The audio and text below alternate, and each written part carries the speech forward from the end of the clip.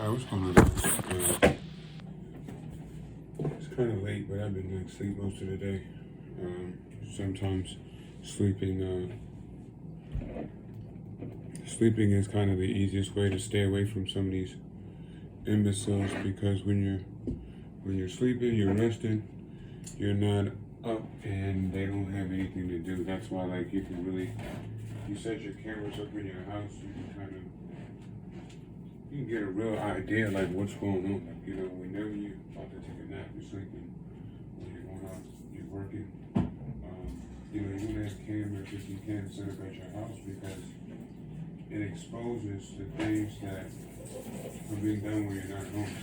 And those are the things that lead to the things that are happening when you get home. So for instance, if I have my cameras, if I leave out my house, right, which I normally leave at nighttime now, and then when I come home, my cameras are set up and I can see exactly what's been transpiring when I come home. So what that does is it prevents them from setting up any distractions or any setup attempts or any, stupid ass shit because it's already being seen versus you having no cameras at your house.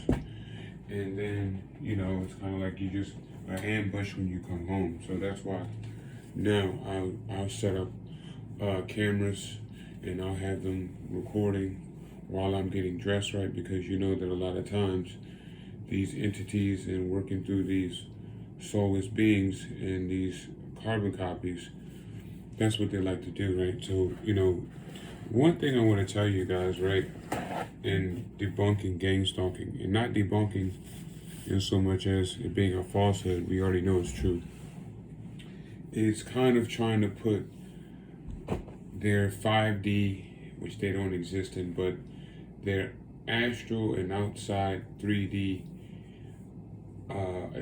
actions and attempts and planning into 3D comprehension, right? So a lot of people, you can say that you have eyes in your head. A lot of people can say that basically, they can see through your eyes, they have cameras in your house, they're seeing through your phones, your technology. Yes, we already know that that's a method. One of the real methods that I don't think people are talking about, maybe out of fear or paranoia, is that you just have spirits around you 24/7, light and dark spirits. And depending on who you are, will depend on how they can affect you positively and negatively. So for me, for instance, right, when I realized that it took the paranoia away from me, right? So for me, paranoia exists in the unknown. But no matter how bad the knowing may be, if I'm aware of it, I'm not affected by it so much because I'm aware of it. You understand? So it's not like I'm blind to it. So I'd rather know the ugly truth than be told a pretty lie, because the ugly truth is something that I can dissect, and it's something that I can then go forward and do my own research on, right? Some people don't want truth at all. So they'll take the pretty lie because it feeds their ego, it makes them feel better, and that's why they say ignorance is bliss.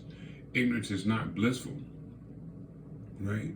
Because you're still knowledgeable of the ignorance. You're just choosing to not look at it. That's ignorance in itself. So I don't think there's anything bliss about being ignorant. I think ignorance is ignorance. That's why if someone calls you ignorant, you're offended by it. But if to say you're blissful in ignorance that's like an assembly, or that's like, a childish like manner, or, you're just lighthearted, or you're optimistic. There's no optimism in stupidity. You understand? There's no optimism in stupidity. So for me, I don't live in an optimistic realm. I never did. I lived in a realist realm. Certain things you have to be optimistic about because that's having insight, that's having hope, that's having well wishes, that's being positive. But in a situation of gang stalking or demonic harassment or just living in the matrix, because what you find out is, we were put into positions to lower our vibrations, to lower ourselves, to make us accessible to joining the New World Order. And the New World Order has always been here. You know, anytime that they're mentioning it, it's a new level to the New World Order. Like anytime you see these people making their demonic symbolisms, you know, wearing the color coding, that's New World Order. That's the world order of the new. The New World Order is the new ways distance themselves from the Egyptian and BC ways of living, right? So this new totalitarian under the Christian, Catholic, multi-religion flag is New World Order. That's the order. The order is religion, because spirituality isn't religion. I don't deal in religion. I don't consider myself to be a Christian. I don't consider myself to be anything other than who I am, okay? Because those things limit you, because if these people can then read the same Bible we read, praise the same God that we were serving, or some of you may still serve, and then come outside their synagogue, their church, their temple, and then come and do the most devilish, demonic acts around and to us, do we really empathize and relate to that God? Is that God really having our best interests? Because that's what we need to look at. What type of God would then allow people to go into their temples, go into their synagogues, put on this show, and then that same God give them life, permission, and breath to then harass us? Because if you read any allegorical tales in the Bible, it was all about casting demons and placing judgment, right? Like, you know, the Bible says he came to give life and had give life those that they may have it abundantly. And also says that Satan came to kill, steal, and destroy. So you acknowledge two beings, right? And let's not say, let's take the beings out. You have two energies, right? You have one that comes to give life and spread abundance. That would be us. We would identify with giving life to others. That's promoting them, showing them love, encouragement, right? Being positive minded, being proactive. Then you have the perps and gang stalkers around us that come to kill, steal, and destroy.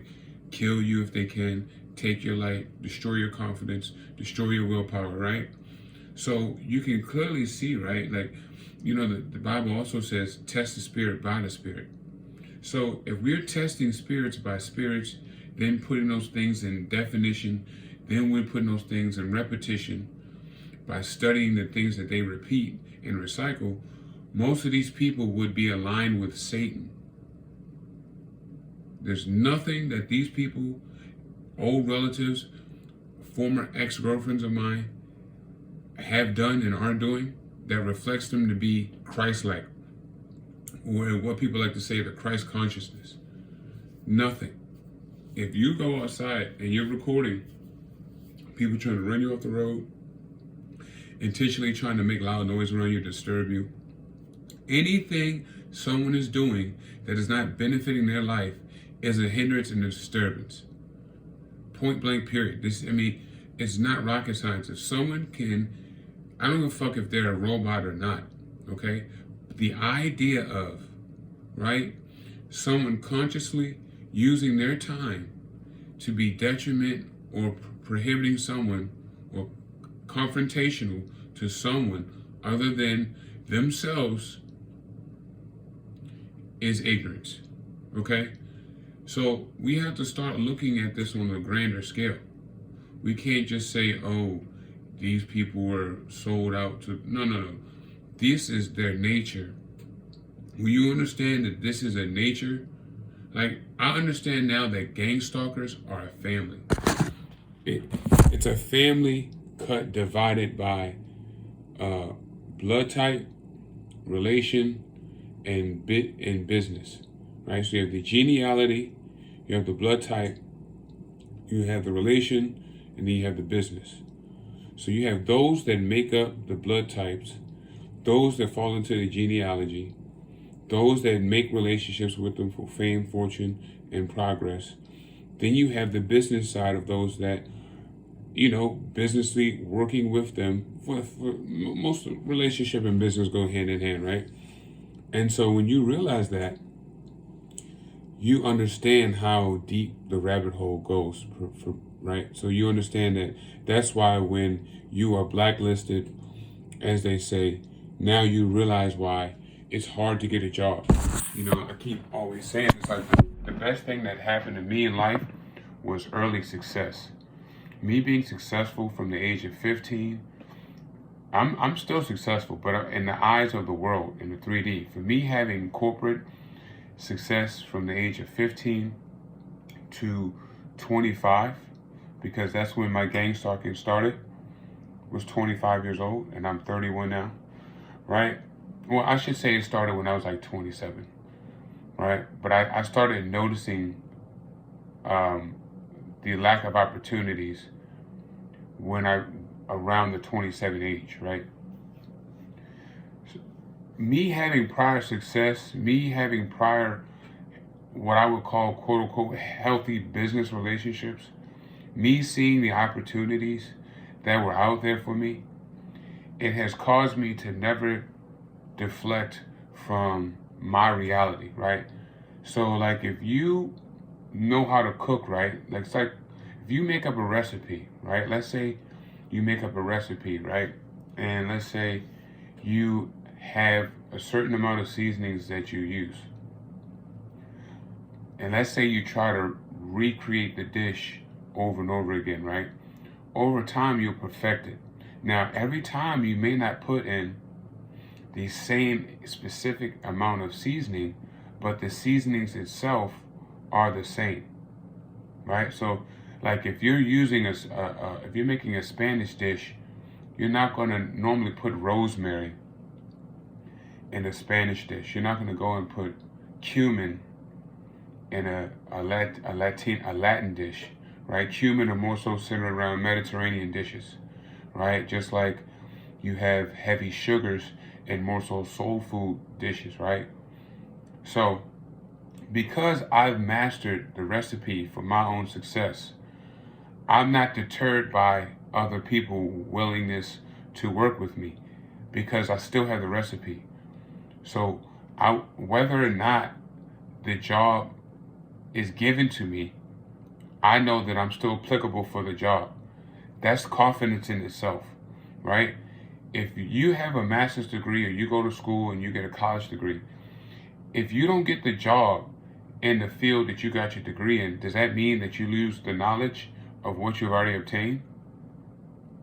No. It just means that you may have to work at a Starbucks, you may have to work at a Family Dollar, a Walmart, you may have to work in car sales until you find a job that's applicable to the knowledge you've obtained or to something that's in your field. You understand? So, one thing that I'm bothered by about gang stalking is trying to force insecurities on someone that's not insecure. I'm not a natural insecure person. I don't think men naturally should be insecure. I don't think that's a masculine trait. So I don't like people pushing narratives on me that I don't have. These people say they read energy, but they can't decipher energy. You could read energy, but deciphering and decoding energy is totally different. Okay? Like, if I go outside, let's say before we knew what gang stalking was, if I go outside, right, and I see someone's upset, me reading the energy is seeing this person is upset. Deciphering and decoding the energy is why they're upset. Some people don't want to know why because it doesn't benefit the narrative, right? So a lot of these people out here, especially in the terror community and these fake readers and fake targeted individuals, right? What they like to do is tell you everything that is going on with you or everything that they feel like needs to be done, but they don't know what has specifically happened in your situation or the knowledge that you've obtained to know why you're moving as such or why certain energies may feel like that, right? And it's not your job. This is one thing I'm learning. It's not my job to give people information about the misinformation they've been given. It's for me to simply allow them, excuse me, to make their own judgment calls or lack of judgment and move forward. Now, the problem with that for me and allowing that to happen is missed opportunities, more so insecurities. Because if someone out here, right, but then I'm asking my own question, right? Because if someone doesn't have the discernment to decode their energies, do I need to work around them? And that answer is no, right? So now we have to be more mature about our relationships, because we now have to allow people to be these adults and these super gurus that they claim to be. If you don't know, it's because you're not privy to know, you're not mature enough to know, or you're not advanced. And if you are aware and you're choosing to be immature, then you're not as mature as you thought, right? Because if you know that not wearing your seatbelt could result in a fatality in an accident or a ticket within the law, and those things occur, yes, they may have been prevented.